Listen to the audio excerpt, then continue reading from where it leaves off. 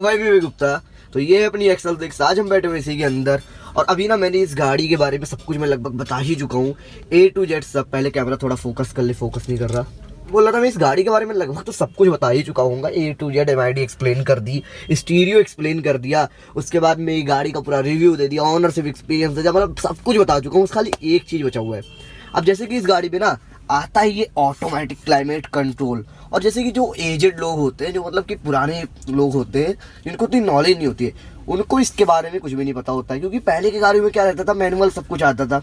ऐसे यहाँ से सब कुछ सेट कर देते थे, यहाँ से अपना वो टेम्परेचर मतलब जो होता था वो सेट कर देते थे, और फिर उसके बारे में मतलब कुछ भी नहीं था, वो बहुत ईजी था। और ये थोड़ा मतलब सबको टफ लगता है। तो आज हम इसी को रिसॉल्व करेंगे पूरा। मैं आज आपको एक्सप्लेन करूंगा ऑटोमेटिक क्लाइमेट कंट्रोल कैसे वर्क करता है और किस सेटिंग में रखें कि आपको ज़्यादा एवरेज मिले, सब कुछ इन डेप्थ में। तो चलिए फटाक से शुरू करते हैं इस वीडियो को। तो चलिए शुरू। को ऑन करने के लिए सबसे पहले आपको कुछ भी नहीं करना, एक बार इसको ऑन कर देंगे, स्टार्ट स्टॉप बटन को एक बार पहले सेल्फ मारेंगे, एक बार करेंगे तो अपने दोनों मिरर्स अनफोल्ड हो गए।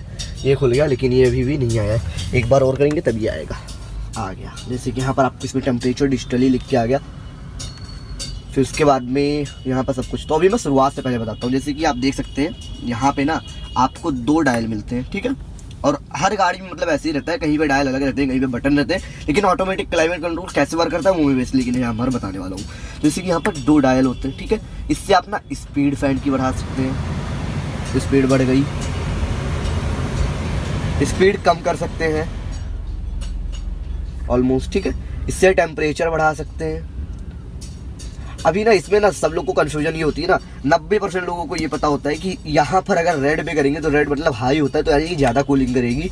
और ब्लू पे करेंगे, ब्लू मतलब लो होता है, तो यहाँ पर मतलब ज़्यादा हीट करेगा। लेकिन ये आप लोग को गलत पता हुआ है। ये ना ऐसा होता है, अगर आप इसको इधर करेंगे ना, देख लीजिए यहाँ पर टेम्परेचर बढ़ रहा है और टरता है ना, तो जो हवा रहता है वो बहुत गर्म निकलता है, तो यानी कि ये हीट पे चला जाता है क्योंकि हाई लिख के आया। लेकिन जब आप इसको लो करेंगे ना, जैसे कि जो एसी में होता है, जब आप लो करते हैं तो बहुत अच्छा कूलिंग देता है, तो लो करेंगे तो ज़्यादा अच्छा कूलिंग देगा। तो इसमें इस तरह से होता है, मतलब पूरा एसी जैसे वर्क करता है वैसे ही ये वर्क करता है। अभी देखिए ठंडी हवा निकलने लगा।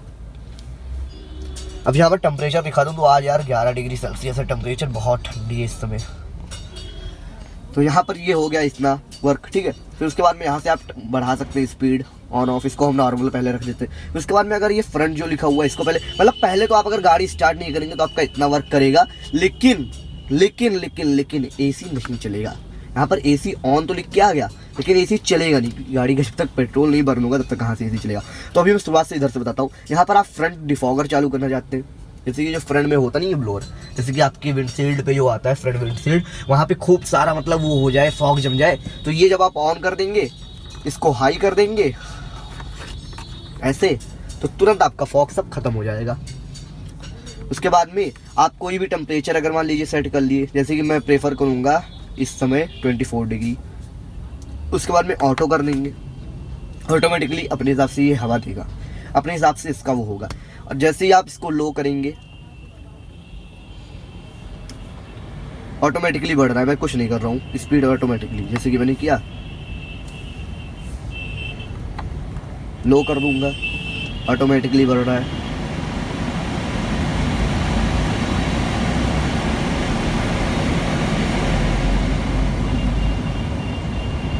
अच्छा अभी एक चीज़ मैं और आपको दिखाता हूँ। जैसे कि मैंने 20 डिग्री पे किया तो ये नीचे ऊपर दोनों मतलब पैर में भी हवा जा रहा है, फेस पे भी आ रहा है, ठीक है। अब इसमें ना जैसे कि ये जो रियर दिया हुआ है इसका मैं बता देता हूँ क्या वर्क है।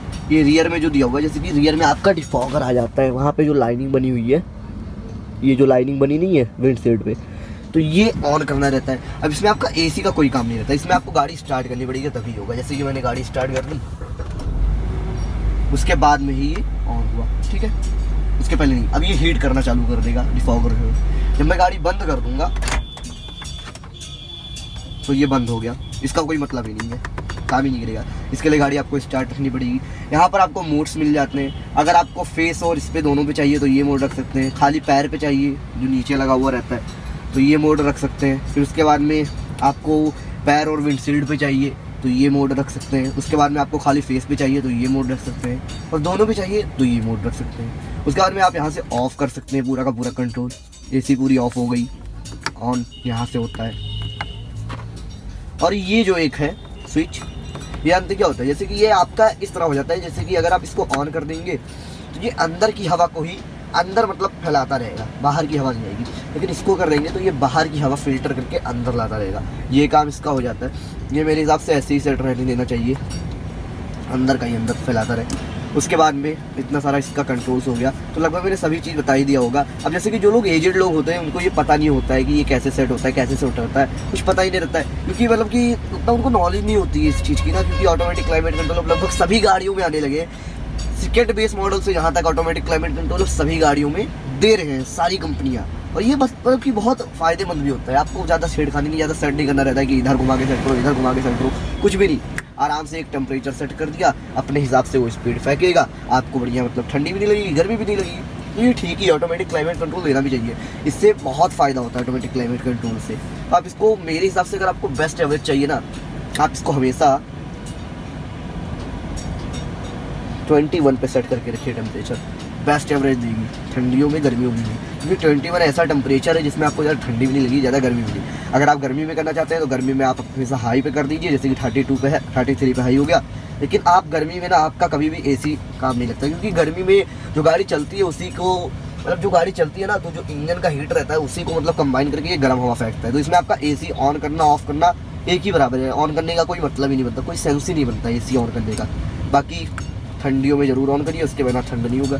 वही यही थी कुछ वीडियो, जैसे कि मैंने बता ही चुका था कि गाड़ी का मैं सब कुछ बता ही चुका हूँ लगभग, बस खाली यही एक बच रहा था। यहाँ पर आपको एक छोटी सी डिस्प्ले भी मिलती है जो कि पूरा डिजिटली आपको दिखाती रहती है।